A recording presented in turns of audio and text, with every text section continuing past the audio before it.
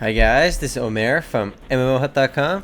I'm the first impression gameplay video for Travian, a browser-based strategy MMORPG published by Travian Games GmbH. Now I'll spend about 5-10 minutes running around checking the game out, make some comments. If you guys want to play Travian or just learn more about it, check it out, full review on the link below. So let's get started over here. We got 3 servers in the game, and this is a browser-based game. The only real difference between the servers is one of them is a 3 times speed server, so everything moves faster. And I'm going to go ahead and play on that one because there's more players on there. So let's go ahead and make our account. Password. And now where the game really differentiates itself from the other browser games is there's 3 different tribes in the game, or 3 different factions. The Romans, the Teutons, and the Gauls. And they each play distinctively differently. So there's actually 3 different races you can play, and they're all actually different. This is something that most browser games just don't do, most strategy games don't do. Romans build faster than the other races, Teutons are supposed to be very good at attacking other players, and Gauls are more defensive. I'm going to play with the Romans because they build faster. My starting position will be random, though if you want to play with people you want to go somewhere else. Let me activate my account, and let's click send. Alright, here we go. Primo Tech. And we are logged into Travian right now. Let's click, oh, there's quests in the game. To the first quest, let's go do that. Construct a woodcutter. Alright, it's the game's basic tutorial where it teaches you how to play. Let's go construct a woodcutter. Close that out. And let's go build something. Now you can see right from the gameplay, the game looks a lot older than a lot of the other browser-based strategy games out there. Especially after you guys saw me play the 7th Dragon and a few of the other ones, including War of Legends. So you can see my resource up top, and again, this should be very familiar with you. This should be very familiar because all these browser games share the same core gameplay. My production is 24 per hour. Let's go construct something. Let's go to Village Center. Is that where we construct? And it looks like there is. All these blank spots are the place where I can build stuff. Let's go click the building site and let's go make, let's see, what do we need? We could make, let's go build a granary. Who knows? You could use a granary. Now, this is going to take 8 hours, or is that, yeah, 8 hours, no, 8 minutes to build this granary. And it takes a little bit longer than most games. I mean, the other browser games I played, the first few buildings built in the first 10 seconds. But let's go check out the map over here. Not the map. Let's go back to Village Center. I want to go build more. I have to build a villager. Where'd I build a woodcutter? Let's go find that bad boy. I have reports over there. We can see what's going on in battles, though I have not fought anything yet. Let's go back to Village Center. Let's click my main building over here. You can start upgrading. There you go. It's called main building. I didn't even know it's called main building. But we can't do that. Let's go back to the Village Center. I think I have to, where do I construct these woodcutters? Let's just keep clicking around. And nope, not from there.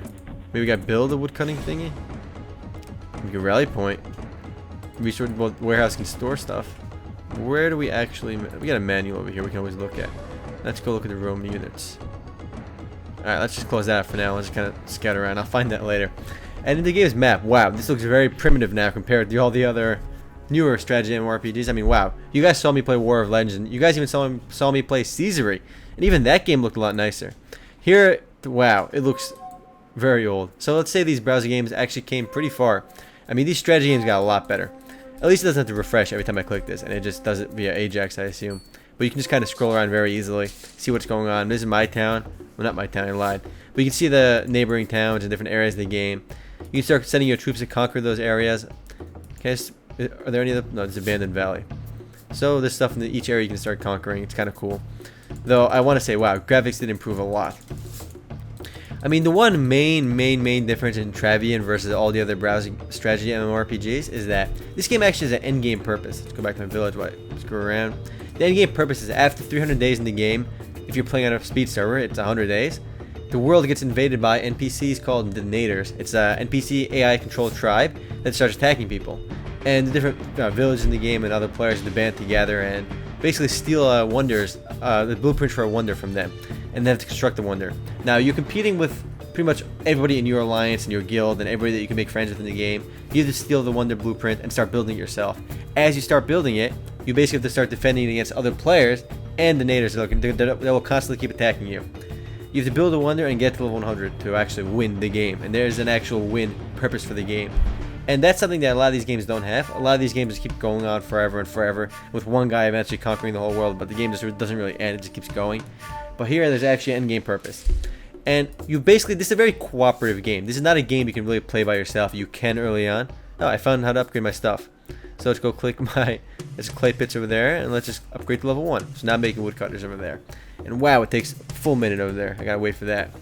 But yeah, there's an end game purpose to it, which makes it really interesting. And as I said, you cannot play this game alone. You have to band together with other people, otherwise you can't win. Because late game, when those naders start attacking, basically one player, whoever's the best at defending, you want to have the Gauls, which are good at that, basically start building up their defenses while every other player pools all their resources, sending their armies there to defend against any invaders. And you want to make sure that your tribe and your group of people that you're playing with are the ones that actually get the wonder to level 100 first. Because whichever group gets it there first actually wins. So not only are you competing with the naders, you're also competing with everybody else in the game. So it makes it really competitive, but it comes down to whoever has the biggest and most awesome alliance ends up winning. It's more of a game of diplomacy rather than just your individual skill.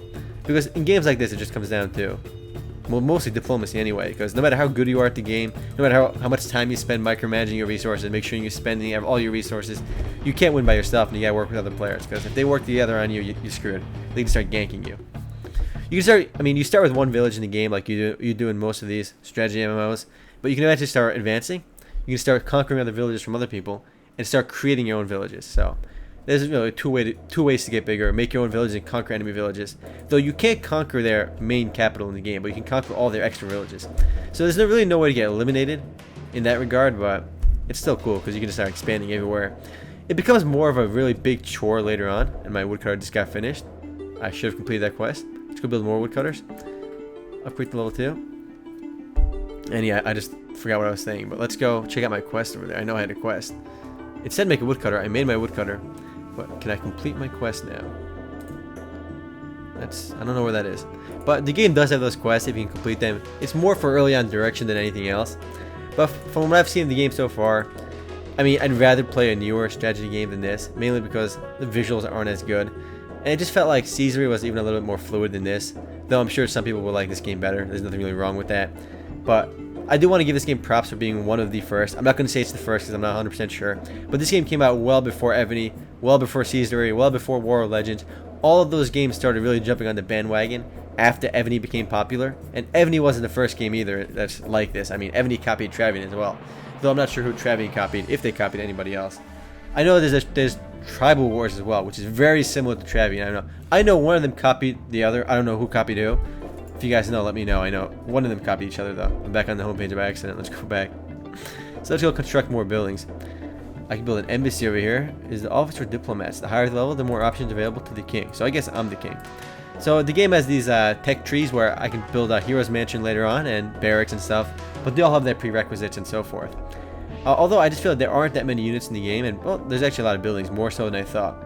And it's cool that all the races have their own buildings and their own, mostly the same buildings, but they have their own units.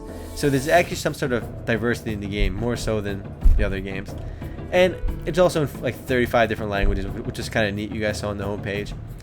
And like I said, the only real difference is the different languages, different factions, and the late game purpose. And it makes the game kind of really hectic later on, but it results in the game pretty much going for the first 300 days on normal servers, people are going to be building up their empire and kind of just turtling and just waiting till those last days, and then it just gets really hectic later on, and that's when it gets really fun though. I mean, you're really competing with other players and the NPC controlled tribes, and it gets really intense. And on the faster servers, I recommend you guys do play on the faster servers because, I mean, these buildings are taking a long time for me to make, and especially early on. And this is 3 times faster. On a normal server, my level 2 woodcutter thing would have taken like 20 minutes to make. And I don't want to really wait for that. And this is one of those games, though, you don't really play hands-on too much, especially late game. Early on, you do have to play hands-on because you kind of got to make all your buildings and stuff. But later on, it's more you queue up your buildings and you queue up your stuff. And it starts taking 8 hours to complete one building and one set of units. And you kind of just go AFK to do something else, minimize the game, and just play later. And like all browser-based strategy games, one of the biggest downsides, in my opinion, is the game's cash shop. Though not nearly as absurd as Caesarea, where it costs $500 to buy one item. Here, though, the cash shop, you can buy gold in and kind of speed up your stuff and give you some distinct advantages. And that's how the game makes money, so, I mean, that makes sense. So, as always, whoever ends up spending a lot of money has a big advantage. And there's really nothing you can do about that, unless you're playing with a lot more people and you can gang up on those guys. But yeah, that's really Travian in a nutshell. If you guys do want to play Travian or just learn more about it, check it out, full review on the link below. I just completed the quest. Yeah, boy. Later, guys.